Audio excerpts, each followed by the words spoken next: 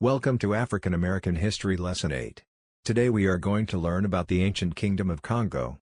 The Kingdom of Kongo was a powerful African kingdom that existed from the 14th to the 19th centuries. It was located in what is now Angola, the Democratic Republic of Congo, and the Republic of Congo.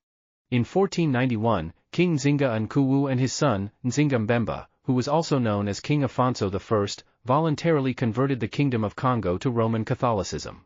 The Kingdom of Kongo's conversion to Christianity strengthened its trade relationship with Portugal, which not only increased the Kingdom of Kongo's wealth but also helped them to avoid the fate of the people of the Swahili coast who were violently attacked by the Portuguese in their efforts to stamp out Islam.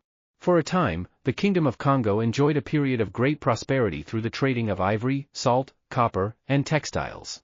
The king's voluntary religious conversion allowed Christianity to gain mass acceptance in the kingdom since the presence of the church was not tied to any type of foreign colonial occupation. As a result, a distinct form of African Catholicism emerged that incorporated elements of Christianity and the local aesthetic and cultural traditions. The close religious and political ties with Portugal did have a downside, however. The King of Portugal demanded access to the trade of enslaved people in exchange for military assistance.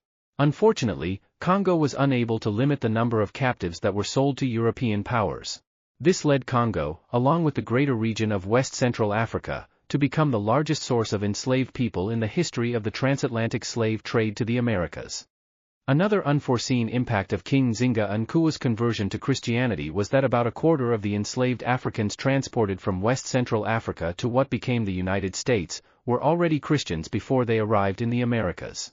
The long-term result is that today 79% of African Americans in the United States are Christian, compared to only 2% of Black Americans being affiliated with Islam. Whether this was a positive or negative impact is open to debate. Some would argue that if the enslaved Africans had brought both Christianity and Islam to the Americas in more equal numbers, there would be a higher level of understanding and acceptance of the Islamic faith in the United States today. Could having a more visible and integrated Muslim population in the United States have allowed U.S. foreign policy to have been crafted in such a way to reduce the risk of terrorist attacks? While there is no clear-cut answer, it would seem to be an important question to consider when determining the possible value of diversity and inclusion within the United States and abroad.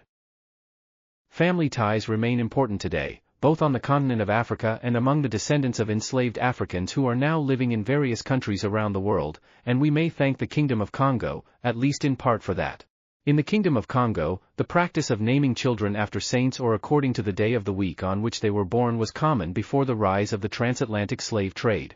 As a result, the Christian names among early African Americans were a very important link to both their religion and their cultural identity. It was for this reason that enslaved people often strongly resisted attempts by slave owners to change their names. While some would answer to their owner-given names to avoid punishment, there is evidence that among themselves, enslaved people tended to continue to refer to each other and to themselves using their original names. In this way, some may have been able to retain an important part of their cultural heritage.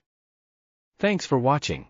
If you enjoyed this video, please drop a like, leave a comment, and share it on social media. Also, please consider subscribing to the channel at Quietly Radical on YouTube. Be sure to join us for the next lesson where we will learn about kinship and political leadership in early African societies.